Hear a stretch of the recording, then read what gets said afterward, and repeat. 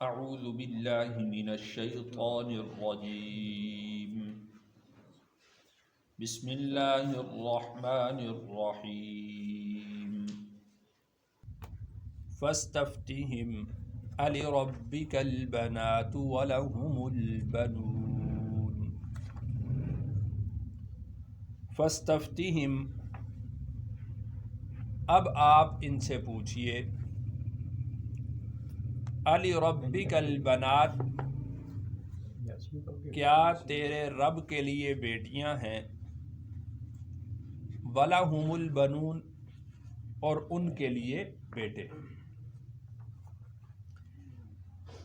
اس سے پہلے اللہ تعالیٰ نے انبیاء علیہم السلام کا ذکر فرمایا، اور اس میں اللہ تعالیٰ نے یہ بات ثابت کی کہ جتنے بھی انبیاء علیہم السلام ہیں وہ خود اور اپنی امتوں کو اللہ کی طرف متوجہ کرتے رہے ہیں۔ اب ان سے سوال آپ کیجئے کہ تمہارا کون سا عمل ہے، تمہارا کون سا کام ہے کہ جو اللہ سے نہیں ہوتا اور ان بتوں سے ہو سکتا ہے؟ اور چونکہ انہوں نے جس طرح بتوں کو اللہ کا شریک ٹھہرایا تھا، اسی طریقہ سے انہوں نے اللہ کی ذات میں فرشتوں کو بیٹیاں بنا کر شریک ٹھہرا دیا تھا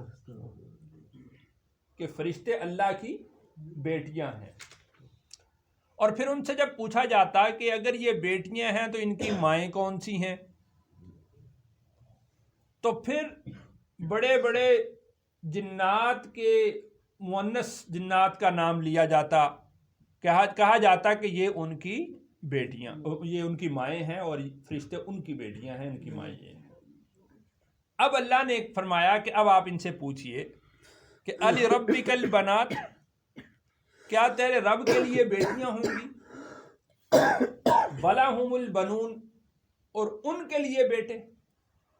پہلی بات تو یہ کہ اللہ کی ذات میں شرک ٹھہرایا، اور پھر دوسری قباحت اور برائی یہ کہ اللہ کے لیے اولاد میں سے جو کمزور ہے اس کو تجویز کیا، یعنی ایک تو شرک کیا، اور شرک میں بھی پھر توہین آمیز جو رویہ تھا وہ اختیار کرتے ہوئے اللہ کے لیے بیٹیوں کو منتخب کیا۔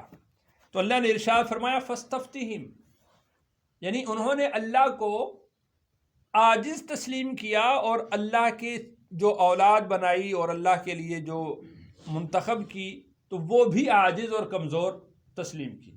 اس سے ان کے دماغوں کی قباحت اور برائی اور خناس ان کا ظاہر ہوتا ہے کہ وہ اپنے معبودوں کو مضبوط سمجھتے تھے، اپنے معبودوں کو قوی سمجھتے تھے، اور نعوذ باللہ اللہ کی طرف وہ اس طرح کی کمزور نسبتیں کیا کرتے تھے۔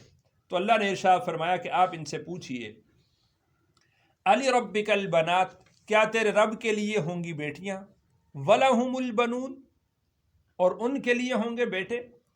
ایک جگہ پر اللہ تعالیٰ نے اس طرح بھی ارشاد فرمایا کہ جس کو یہ اللہ کے لیے منتخب کرتے ہیں، یعنی بیٹیاں، اگر وہی بیٹیاں ان کو دی جائیں تو یہ منہ چھپائے پھرتے ہیں، اور ان بیٹیوں کی نسبت یہ اللہ کی طرف کر رہے ہیں۔ ام خلقنا الملائکۃ، کیا ہم نے پیدا کیا فرشتوں کو، اناثا مؤنث، وہم شاہدون، اور وہ دیکھ رہے تھے۔ پہلی بات تو یہ کہ فرشتوں کی طرف مذکر اور مؤنث کی نسبت ہے ہی نہیں، تو جب ہم فرشتوں کو بنا رہے تھے تو کیا یہ دیکھ رہے تھے ان کو کہ یہ مذکر ہیں یا مؤنث ہیں؟ فرشتے جو ہیں وہ اللہ کی ایسی مخلوق ہیں کہ جن میں مذکر اور مؤنث نہیں ہوتا۔ فرشتوں کی تعریف ہی یہ کی جاتی ہے کہ وہ اللہ کی ایسی نوری مخلوق ہے جو نہ کھاتی ہے نہ پیتی ہے، نہ مذکر ہوتی ہے نہ مؤنث ہوتی ہے، اور اللہ کے کسی بھی حکم کی نافرمانی نہیں کرتے۔ یہ فرشتوں کی تعریف ہے۔ تو ان کی تعریف میں یہ بات داخل ہے، ان کے وصف میں یہ بات داخل ہے کہ وہ مذکر اور مؤنث نہیں ہوتے، اور انہوں نے اللہ کے لیے ان کو بیٹیاں منتخب کیا اور ان کو مؤنث سمجھا۔ الا انہم، سنیے، بے شک وہ، من افکہم، اپنے جھوٹ کی طرف سے، لیقولون، البتہ بول رہے ہیں، یعنی یہ انہوں نے خود بہتان تراشا ہے اور اس بہتان کا تکلم یہ کر رہے ہیں، اس بہتان کو پھیلا رہے ہیں۔ ایک بات تو یہ کہ جھوٹ گھڑا، اور پھر اس جھوٹ کی خوب تشہیر بھی یہ کر رہے ہیں۔ ولد اللہ، جھوٹ انہوں نے یہ کہا کہ اللہ نے اولاد جنی، وَإِنَّهُمْ لَكَاذِبُونَ، اور بے شک وہ البتہ جھوٹے ہیں، اللہ کی کوئی اولاد نہیں ہے۔ قُلْ هُوَ اللَّهُ أَحَدٌ اللَّهُ الصَّمَدُ لَمْ يَلِدْ وَلَمْ يُولَدْ، نہ اس نے کسی کو جنا ہے نہ وہ جنا گیا ہے، نہ کسی نے اس کو جنا۔ تو ولد اللہ، وہ کہتے ہیں کہ اللہ نے اولاد جنی، وَإِنَّهُمْ لَكَاذِبُونَ، اور بے شک وہ البتہ جھوٹے ہیں۔ اصطفى البنات، منتخب کی، چن لی بیٹیاں، علی البنین، بیٹوں پر، یعنی انہوں نے یہ بات کہی، یہ انہوں نے جھوٹ گھڑا کہ اللہ نے بیٹیوں کو منتخب کیا ہے بیٹوں پر، یعنی اللہ کو بیٹیاں پسند ہیں، لہذا اللہ نے اپنے لیے بیٹیوں کو منتخب کیا۔ ما لکم، تمہیں کیا ہو گیا، کیف تحکمون، تم کیسے فیصلے کرتے ہو، اس احکم الحاکمین ذات کی طرف تم کس طرح کی نسبتیں کرتے ہو، تمہیں کیا ہو گیا ہے۔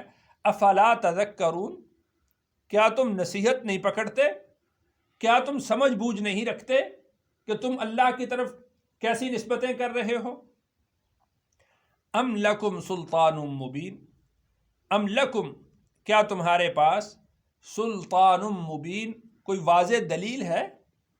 اگر تمہارے پاس کوئی واضح دلیل ہے تو تم وہ دلیل لے کر آؤ، اس دلیل کو بیان کرو۔ فَأْتُوا بِكِتَابِكُمْ، تم اس کتاب سے کہ جس کتاب سے تم پڑھتے ہو یہ بات کہ اللہ نے بیٹیوں کو منتخب کیا اور فرشتوں کو اللہ نے مؤنث بنایا ہے، فَأْتُوا بِكِتَابِكُمْ، تو تم کتاب لے آؤ، ان کنتم صادقین، اگر تم سچے ہو۔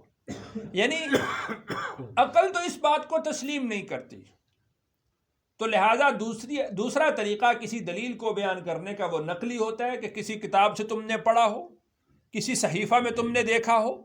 تو اگر کسی کتاب میں پڑھا ہے، کسی صحیفہ میں دیکھا ہے، تو فَأْتُوا بِكِتَابِكُمْ إِن كُنتُمْ صَادِقِينَ، تو وہ کتاب لے آؤ اگر تم سچے ہو۔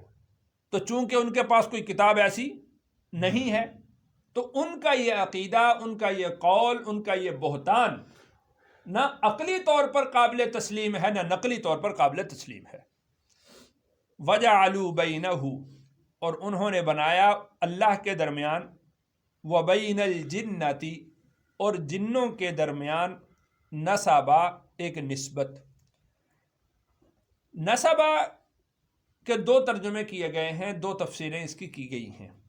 ایک تو اس کا ترجمہ اور تفسیر وہ کی گئی ہے جو میں نے آپ کو بتایا کہ اللہ کی طرف سسرالی رشتہ انہوں نے طے کر دیا کہ فرشتوں کی جو بڑی بڑی بیٹیاں ہیں، فرشتوں کی جو مائیں ہیں وہ جنات کی بیٹیاں ہیں، اور ادھر نعوذ باللہ اللہ کو کہہ دیا کہ اللہ کی بیٹیاں ہیں۔ تو اس طرح سے وہ جنات کی طرف اللہ تعالیٰ کا نعوذ باللہ دامادی رشتہ بنا دیا۔ تو یہ اللہ نے ارشاد فرمایا کہ یہ انہوں نے اللہ کی طرف دامادی رشتہ قائم کر دیا، نسبت بنا دی۔ اور دوسرا اس کا ترجمہ نسبت کا، جس طرح مختلف اہل کتاب کے عقائد ہیں کہ نیکی کا خدا اور ہے اور بدی کا خدا اور ہے، تو یہ نسب کا دوسرا معنی یہ کیا گیا ہے کہ اللہ تعالیٰ تو نیکی کے خدا ہیں اور جنات جو ہیں وہ بدی کے خدا ہیں۔ تو نسب کا دوسرا معنی یہ کیا گیا، یعنی اللہ کے مقابلے میں ان کو لا کر کھڑا کر دیا۔ اس کو اللہ نے ارشاد فرمایا کہ وَجَعَلُوا بَيْنَهُ وَبَيْنَ الْجِنَّةِ نَسَبًا، کہ انہوں نے اللہ اور اس جنات کے درمیان نسبت قائم کر دی ہے۔ اب چاہے وہ دامادی کی نسبت کہہ لیں یا خدائی کی نسبت کہہ لیں، تو انہوں نے اللہ اور اس جنات کے درمیان نسبت قائم کر دی۔ وَلَقَدْ عَلِمَتِ الْجِنَّةُ، حالانکہ جانتے ہیں جنات انہم لمحضرون بے شک وہ حاضر کیے جائیں گے. اللہ تعالیٰ نے دو مخلوقوں کو ہی وہ مکلف بنایا ہے، ایک انسان کو اور دوسرا جنات کو. تو جس طرح انسانوں کو اللہ کے سامنے حاضر کیا جائے گا، پیش کیا جائے گا، ان کے اعمال کا احتساب ہوگا، اسی طریقہ سے جنات کا بھی اللہ کے سامنے ان کو حاضر کیا جائے گا، ان کے اعمال کا احتساب ہوگا. اور جنات بھی اس بات کو سمجھتے ہیں. تو اس بات کو اللہ نے ارشاد فرمایا وَلَقَدْ عَلِمَتِ الْجِنَّ، اور جنات اس بات کو جانتے ہیں کہ انہم لمحضرون، کہ ان کو بھی حاضر کیا جائے گا. یعنی ان کو تو یہ بات معلوم ہے کہ ہمیں اللہ کے سامنے پیش کیا جائے گا، اور تم ان کو اللہ کے مد مقابل کھڑا کر رہے ہو. ان کو تو اللہ کے سامنے باندھ کر پیش کیا جائے گا، عاجز بنا کر پیش کیا جائے گا، جواب دہی کے لیے پیش کیا جائے گا کہ کیا جو آپ نے بات کی کہ دامادی کا رشتہ ہے، تو کیا سسرال اور داماد کے درمیان اس طرح کی نسبت ہوتی ہے کہ داماد کے سامنے سسرال والوں کو جو ہے وہ جکڑ کر پیش کیا جائے، سامنے کھڑا کیا جائے؟ یا جو مد مقابل ہو تو کیا اس کو اس طریقے سے پیش کیا جاتا ہے کہ اس کو حاضر کیا جائے اور اس کے ہاتھ بندھے ہوئے ہوں اور اس کے پاؤں بندھے ہوئے ہوں؟ کیا ایسا ہو سکتا ہے؟ ایسا نہیں ہوتا. تو اللہ نے ارشاد فرمایا کہ جنات اس بات کو سمجھتے ہیں کہ ان کو اللہ کے سامنے حاضر کیا جائے گا، اللہ کے سامنے ان کو پیش کیا جائے گا. تو حقیقت یہ ہے اہل ایمان کو یہ عقیدہ رکھنا چاہیے کہ سبحان اللہ، اللہ تعالیٰ کی ذات پاک ہے. جو کچھ نسبتیں یہ اللہ کی طرف کر رہے ہیں سب کی سب نسبتیں وہ جھوٹ پر مبنی ہیں، ان کا حقیقت کے ساتھ کوئی تعلق نہیں ہے. اور یہ عقیدہ اہل ایمان کا نہیں ہونا چاہیے جو عقائد انہوں نے اپنائے ہیں. اہل ایمان کا عقیدہ یہ ہونا چاہیے کہ سبحان اللہ عما یصفون، جو کچھ یہ لوگ بیان کر رہے ہیں ان تمام چیزوں سے اللہ کی ذات پاک ہے. اللہ تعالیٰ سے دعا ہے اللہ تعالیٰ مجھے اور آپ کو سمجھ نصیب کرے. الحمدللہ رب العالمین والعاقبۃ للمتقین والصلاة والسلام علی سید الرسل وخاتم الانبیاء والمرسلین. اللہم علمنا الکتاب وفقہنا فی الدین، اللہم اہدنا واہد بنا وجعلنا